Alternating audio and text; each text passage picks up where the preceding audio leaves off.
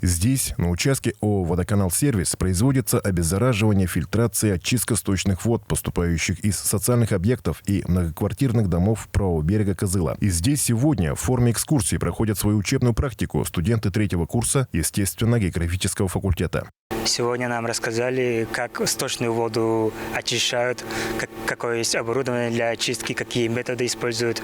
Нам рассказали, что воду сначала хлорируют, очищают от мусора, тряпок всяких. И еще мы новое узнали, что в воду еще добавляют микроорганизмы, которые сами там обитают и очищают воду, живя там. Помимо процесса и технологии очистки сточных вод, студентам рассказали, как правильно рассчитывать оплаты за услуги ЖКХ и как экономить коммунальные ресурсы своего дома.